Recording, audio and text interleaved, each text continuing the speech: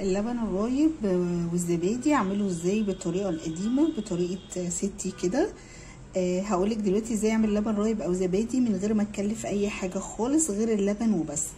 الجهاز ده من الحاجات اللي بتعمل لبن رايب والزبادي بلبن بس، لكن مشكلته ان هو بيكلف كهرباء كتير.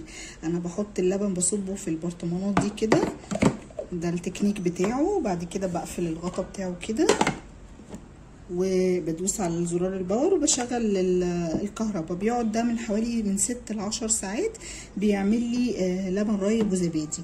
لكن انا دلوقتي هقولك ازاي اعمل لبن رايب وزبادي من غير ما استهلك الكهرباء دي كلها بطريقه ستي القديمه.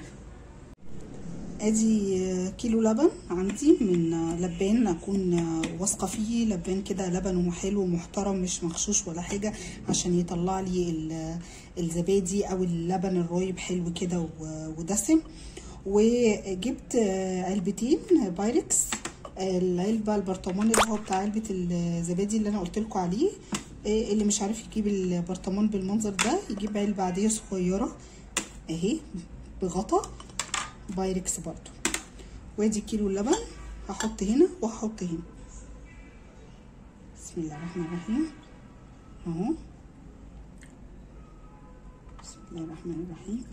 ده اللبن من اللبان على طول، انا لا بغلي ولا بعمل حاجه. انا خدته الكيس بتاع اللبان اللي انا جبت منه كيس اللبن، فضيته في الكاسرولة دي، وبعد كده اهو اديني حطيت هنا اهو وغطي، وحطيت اي علبه عندك تكون طبعا نظيفه، اللي هي دي اللي هتتحط في التلاجة وهستعملها على طول. بس كده، وهحطهم هرصهم كده في صينيه واحطهم في فرن البوتاجاز لمده 48 ساعه. وبعد ال 48 ساعه تعالوا كده اوريكم بقى شكلها عامل ازاي.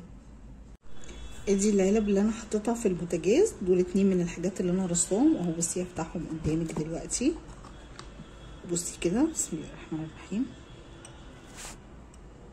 بصي كده، شايفه الوش، شايفه القشطه، شايفه التقل بتاعها. بصي بصي كده، شايفه ده لمده يومين. انا ممكن ما احطوش في البوتاجاز، احطه في دولاب مقفول. اهم حاجه يكون مفيش ضوء. ما اشيلش العلب من مكانها خالص عشان ما تتهزش، لانها لو اتهزت هتأثر على النتيجة. بسيبه لمدة يومين باخد النتيجة الحلوة دي، وبعد كده بحطه في التلاجة. الحاجة المهمة برضو اللي عايزة اقولها لك ان اللبن لازم يكون لبن جاموسي مش بقري، عشان اخد النتيجة الحلوة دي والوش الجميل ده. وطبعا من لبان او من سوبر ماركت يكون انا واثقة فيه ومطمنه له. وبالهنا والشفا.